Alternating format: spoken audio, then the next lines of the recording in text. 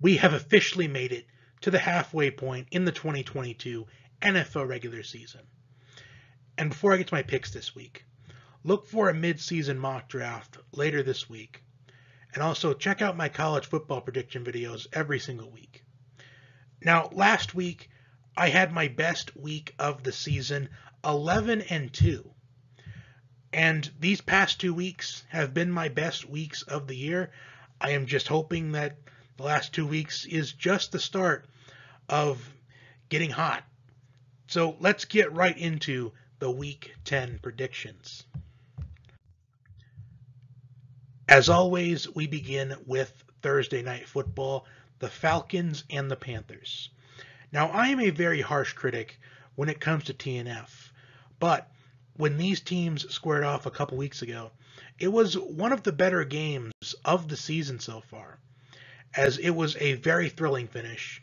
P.J. Walker threw a deep pass to DJ Moore to tie the game, but he took his helmet off in celebration, and he got an unsportsmanlike conduct penalty, and the Falcons decided to force the Panthers to kick a 48-yard extra point, which was the smart move as it was no good, and it went into overtime.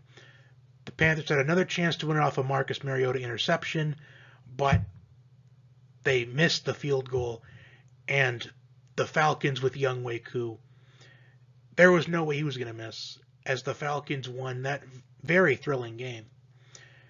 But now the teams are different. There's one more element to add into this game that was not there a couple weeks ago, and that is Cordell Patterson, who is back after getting activated off the IR last week.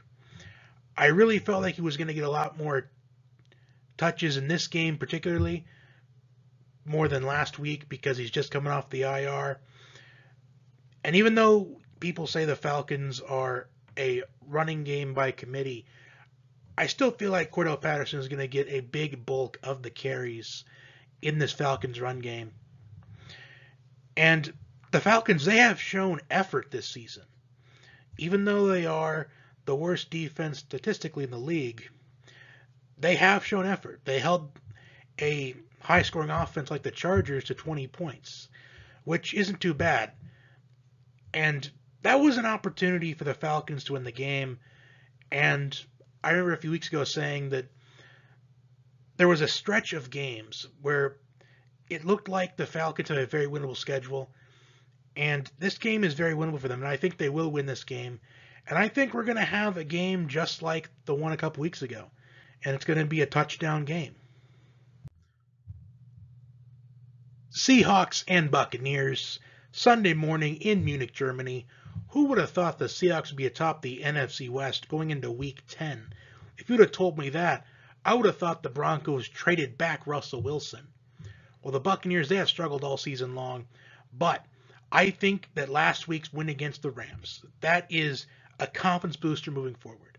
And I remember last week after they lost to the Ravens on Thursday night, I had some critics, not in my comment section, but critics that I know personally, that they typically don't comment on videos. But the Buccaneers have been my Super Bowl champion pick since the preseason, which, by the way, I am sticking to it. And now that Tom Brady, now that the whole issues he's going through off the field have been publicized, I feel like the reason why the Buccaneers have been struggling is because of that. And now that it's off his chest, he's going to be playing a lot better. And last week's game-winning touchdown drive, that is just the start. The Buccaneers, they just needed a big break, and they got it last week against the Rams. And looking at the Buccaneers' schedule, I'd say that at least 6 of their final 8 games are fairly winnable. So I'm going with the Buccaneers to win this one pretty handily against the Seahawks. The Buccaneers still have an elite defense despite the injuries they have, while the Seahawks defense, it is up and down. One week it looks like a dominant defense. The next week it looks like a bottom 5 defense. Vikings and the Bills, and this game got a lot more interesting.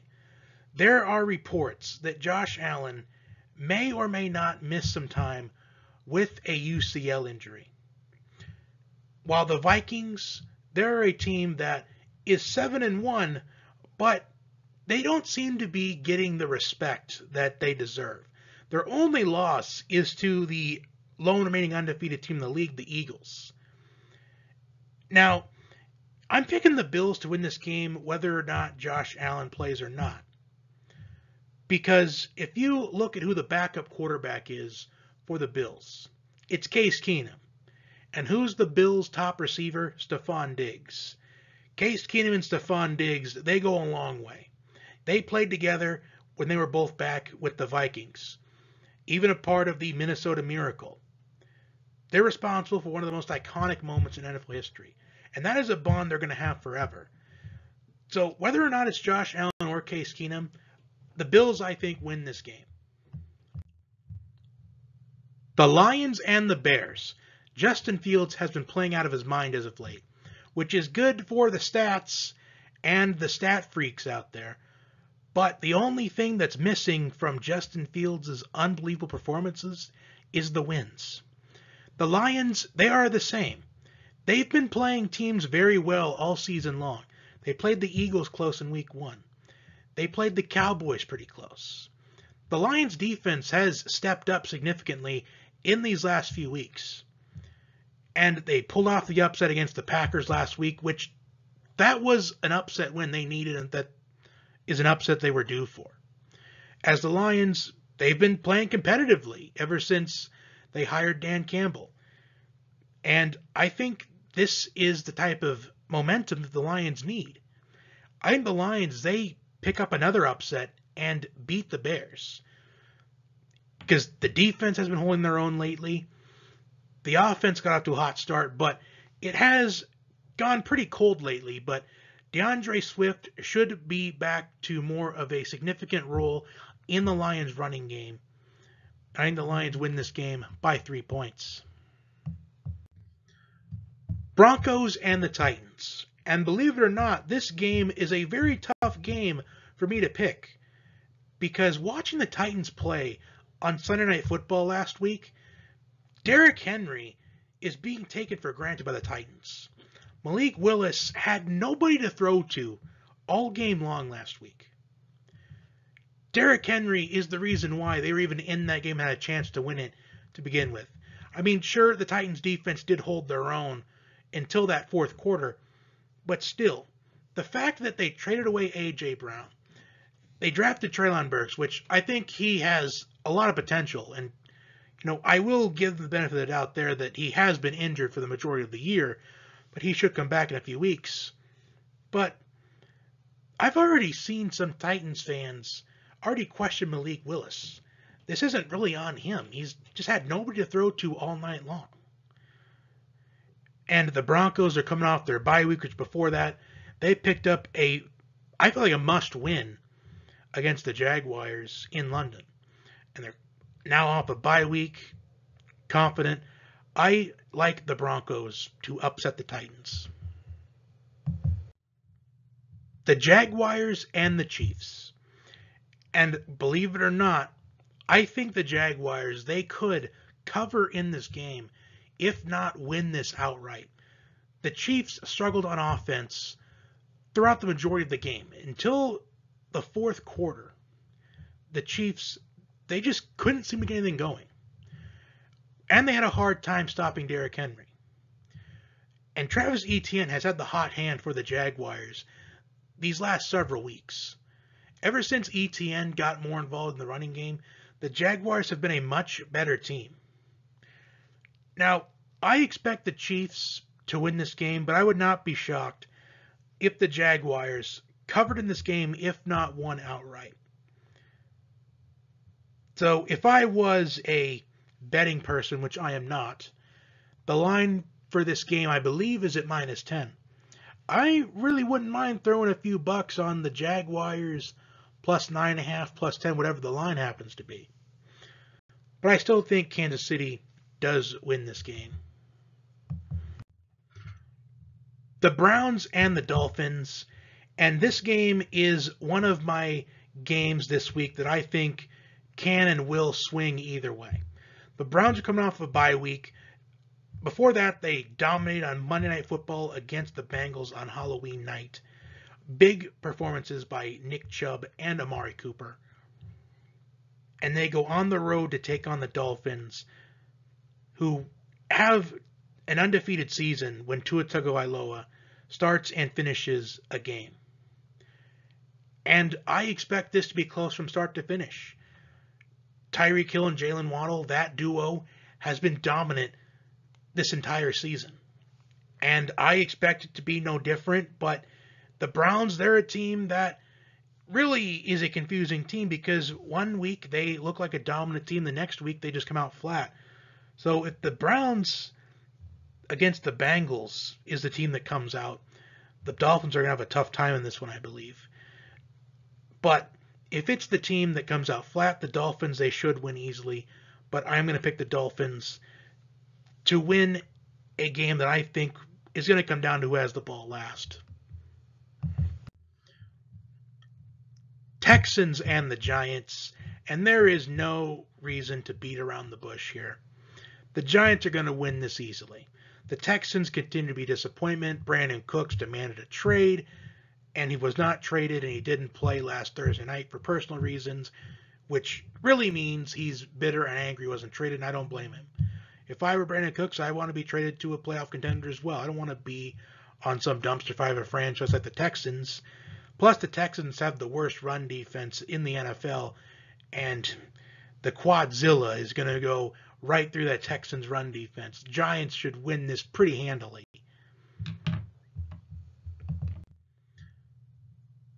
Saints and the Steelers. The Saints are coming off a Monday Night Football loss to the Ravens last week, while the Steelers, they're coming off their bye week. And I think there is potential for the Steelers to show some improvement on offense, especially with running back Najee Harris. These next couple of games, I think, is a big opportunity for the Steelers. But are they going to take advantage of the opportunity? We will soon find out. But neither of these two teams have impressed me this season. And I'm just going with the team that I feel like has done more positive things this season, and that is the Saints by a landslide. So I'm just going to go with the Saints. There's really no logic or numbers or analytics behind it. I'm just going with the flow here as far as who I've been impressed with a little more than the other. And the bar is honestly set really low as far as, being impressed by these two. Colts and Raiders. The Colts fired Frank Reich this week, which honestly I don't see why they did as much as I thought he deserved to be in the hot seat, but he's had to deal with, 9 different quarterbacks during his tenure. But they named Jeff Saturday the interim head coach for the rest of the season, which is unusual, but it's pretty much evident that they're looking to clean house.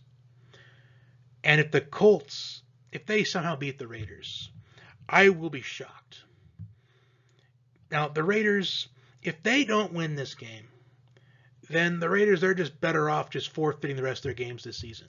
Because if they can't beat a team with Jeff Saturday as the opposing coach with no coaching experience whatsoever, then the Raiders, they just don't even deserve to play the rest of the year.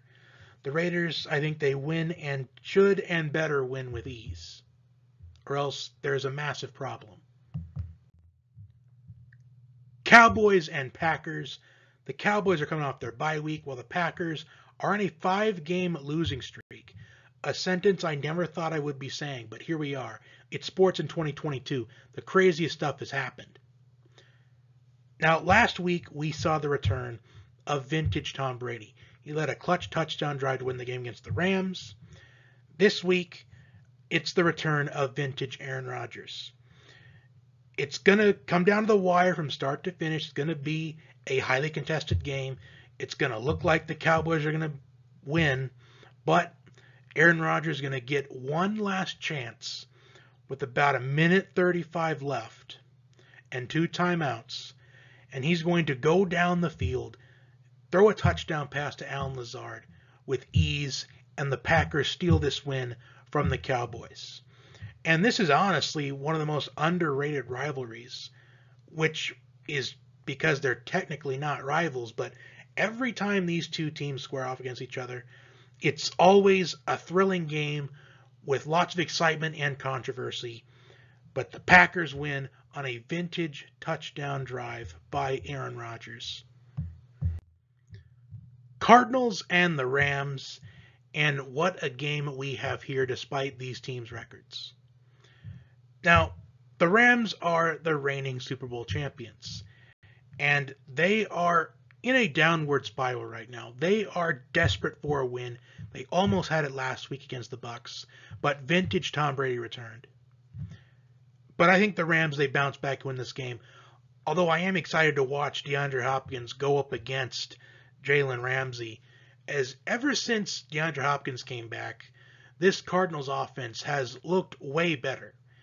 Even though the Cardinals are 1-2 in the games since DeAndre Hopkins returned, there's a lot of positive things to say about the Cardinals offense. It's just their defense is just needing a lot of work.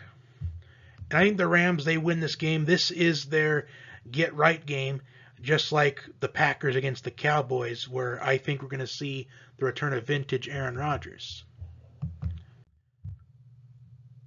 Sunday Night Football, the Chargers and the 49ers.